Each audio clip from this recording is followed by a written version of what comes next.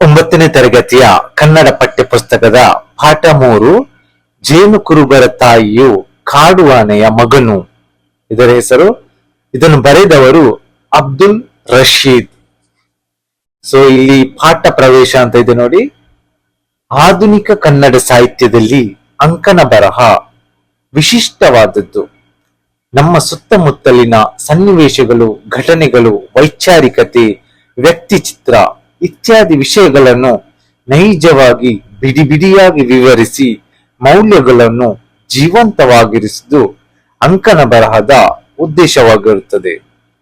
ಭಾವುಕ ಜೀವಿಗಳಾದ ಗಿರಿಜನರು ಪ್ರಕೃತಿಯ ಪ್ರಾಣಿ ಪಕ್ಷಿಗಳ ಜೊತೆ ವಿಶಿಷ್ಟ ಸಂಬಂಧವನ್ನು ಬೆಸೆದುಕೊಂಡಿರುತ್ತಾರೆ. ತಮ್ಮ ಮಕ್ಕಳನ್ನು ಲಾಲನೆ ಪಾಲನೆ ಮಾಡಿದಂತೆಯೇ ಕಾಡು ಪ್ರಾಣಿಗಳನ್ನು ಪೋಷಿಸುತ್ತಾರೆ. ಪ್ರಾಣಿಗಳ ನಲಿವು ತಮ್ಮ ನಲಿವು ಎಂದು ಭಾವಿಸುತ್ತಾರೆ. ಅವುಗಳಿಗೆ ನೋವು ಉಂಟಾದರೆ ತಮಗೆ ನೋವಾಯಿತೆಂದು ಚಡಪಡಿಸುತ್ತಾರೆ. ಕಾಡು ಜನರು ಪ್ರಾಣಿಗಳನ್ನು ರಕ್ಷಿಸೆಂದು ದೇವರಲ್ಲಿ ಪ್ರಾರ್ಥಿಸುತ್ತಾರೆ. ಪ್ರಸ್ತುತ ಪಾಠದಲ್ಲಿ ಜೇನು ಕುರುಬರ ತಾಯಿಯೊಬ್ಬಳು ಅನಾಥವಾಗಿದ್ದ ಆನೆಯ ಮರಿಯನ್ನು ತನ್ನ ಮಗನೆಂದು ಭಾವಿಸಿ ಪೋಷಿಸುವ ತಾಯ್ತನವನ್ನು ಕಾಣಬಹುದಾಗಿದೆ. ಸೊ ಇಲ್ಲಿ ಪಾಠ ನೀವು ನೋಡಬಹುದು. ಪಾಠ ನಾನು ಓದ್ಲಿಕ್ಕೆ ಹೋಗಲ್ಲ, ತುಂಬಾ ದೊಡ್ಡ ವಿಡಿಯೋ ಆಗ್ತದೆ. ಸೊ ಬೇಕಾದ್ರೆ ನಿಮ್ಗೆ ಸ್ಕ್ರೀನ್ ಶಾಟ್ ಕೂಡ ತೆಗೊಳ್ಬಹುದು. ಇಲ್ಲಿ ನೋಡಿ, ಇಲ್ಲಿ ನೋಡಿ,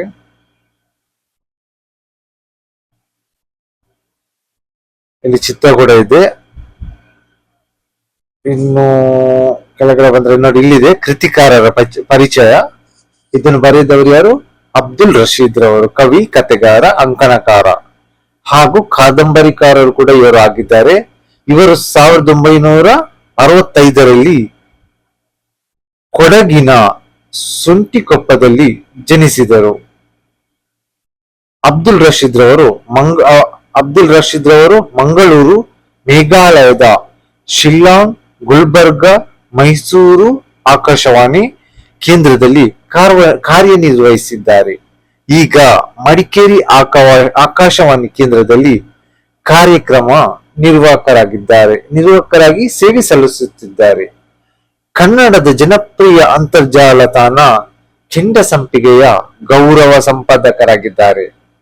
ಇವರು ಹಾಲು ಕುಡಿದ ಹುಡುಗ, ಪ್ರಾಣ ಪಕ್ಷಿ, ಈ ತನಕದ ಕಥೆಗಳು, ಕಥಾ ಸಂಚಲನಗಳು, ನನ್ನ ಪಾಡಿಗೆ ನಾನು ಕವನ ಸಂಕಲನ, ಮಾತಿಗೂ ಆಚೆ, ಅಲೆಮಾರಿಯ ದಿನಚರಿ, ಮೈಸೂರು ಪೋಸ್ಟ್ ಇದು ಅಂಕನ ಬರಹಗಳು, ಹೂವಿನ ಕೊಳ್ಳಿ ಕಾದಂಬರಿ ಮುಂತಾದ ಕೃತಿಗಳನ್ನು ರಚಿಸಿದ್ದಾರೆ.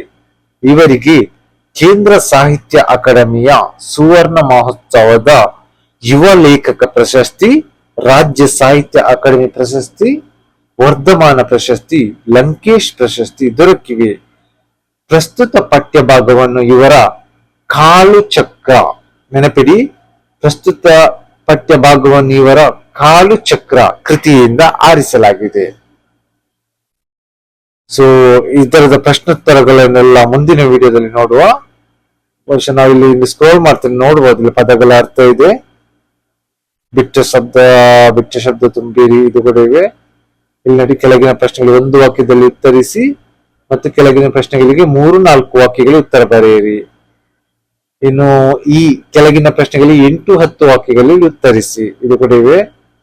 ಇನ್ನು ಸಂದರ್ಭದಲ್ಲಿ ವಿವರಿಸಿರಿ, ಭಾಷಾಭ್ಯಾಸ, ಕೆಳಗಿನ ಪದಗಳಿಗೆ ಸಮಾನಾರ್ಥಕ ಪದಗಳನ್ನು ಬರೆಯಿರಿ ಅಂತ ಇದೆ.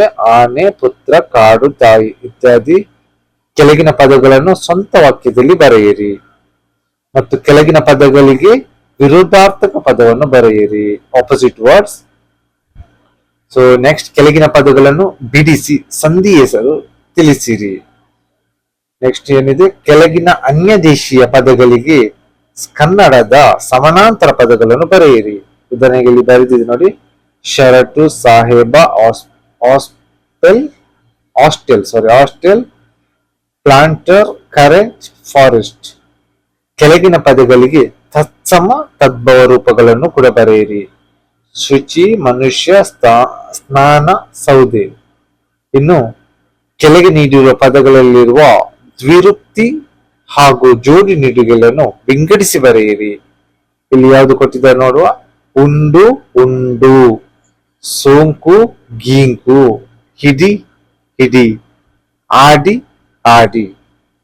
ಸೊ ಇತ್ಯಾದಿಗಳಿವೆ. ಇನ್ನು ಸೈದ್ಧಾಂತಿಕ ವ್ಯಾಕರಣ, ನಾಮಪದದ ವಿಧಗಳು, ಗುಣವಾಚಕ, ಸಂಖ್ಯಾವಾಚಕ, ಸಂಖ್ಯೆಯ ವಾಚಕ, ಭಾವನಾಮ, ಪರಿಮಾಣವಾಚಕ, ಪ್ರಕಾರವಾಚಕ,